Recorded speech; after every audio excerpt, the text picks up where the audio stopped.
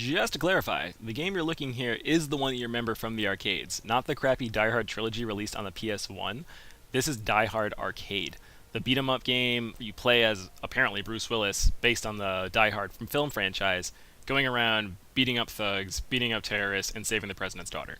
The standout feature of Die Hard Arcade, whether you can believe it or not, is not the ability to play as one of the greatest action stars of all time, but instead the unconventional amount of weaponry that you can use.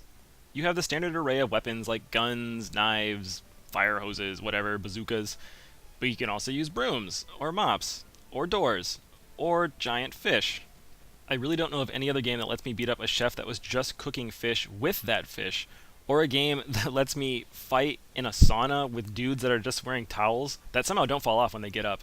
But it's just fun, and it's the whole idea of this simple, nonsense action that makes Die Hard Arcade great. Okay, so I kind of lied. There's actually two standout features to this game, one being those crazy weapons. The other is the QuickTime events, and these were implemented well before God of War made them a huge thing in lots of games. Sometimes between levels, you'll be presented with essentially a cinema scene where your character is running through the halls or doing something, and if the screen will say press a certain button, like press jump or press punch. If you do it right, then you might, sucker punch some thug as you run past them, and then you'll keep going to the next level. But if you fail, you might say swing and miss, and they'll throw you on the ground, and now you have an extra mini stage to compete. It's fun, and it makes the game always keep you on your toes, so you can never really stop, and it's a great sense of arcade action. There's no downtime. The successes are great because you can get closer to the end without having to use more credits, which you actually get 0 extra credits, so once you die, it's game over. But your failures really suck because then you have to fight longer, you might actually die sooner.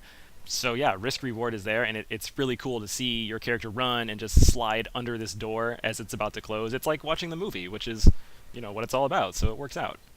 Multiplayer is a blast with this game. It still holds up really well. With 2 players, the game just takes off. There's so much to do. The game handles multiplayer really well. It doesn't slow down or anything like that. And it's a bit harder because you can sometimes hit each other when you throw stuff.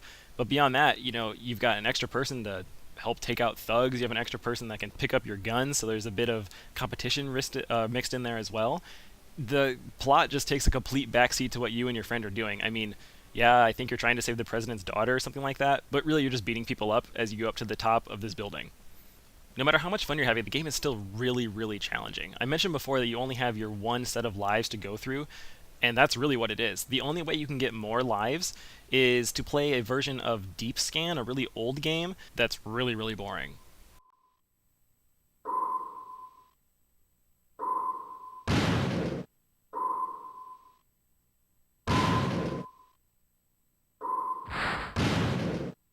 It's almost funny. The game gives you this prerequisite to get extra credits. Like, it's so drastically different from the rest of the actual game that it makes the game feel better because you've wasted so much time in this boring ass game trying to get more credits for this great game.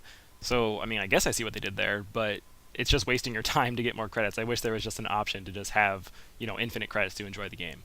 Seeing as this is the only port of Die Hard Arcade released in the States, this is one of the reasons to own a Saturn. And I have to admit, when I was buying my Saturn, I knew I had the option of getting this game. It made me want the system even more. It holds up well. It's one of the shining examples of an exclusive on the system. It actually spawned a sequel that actually you might know more. It's Dynamite Cop for the Dreamcast. That was the name of the series in Japan, Dynamite Deca. And so the sequel ramps everything up to the extreme. So if you thought this game was crazy, you can check that one out too. Die Hard Arcade is a perfect example of a port that just thrives off of nostalgia. If you didn't play the game when you were younger in arcades, then you definitely missed out, but you're not going to really understand what the rave is about for this one. But if you did, the game is flawless in everything that you remember. It's all there. You can shake salt on people's eyes. You can throw guns at people after they've used their clips. It's really, really fun, and it's still fun to play today. Long story short, if you see Die Hard in the arcades, you need to play it.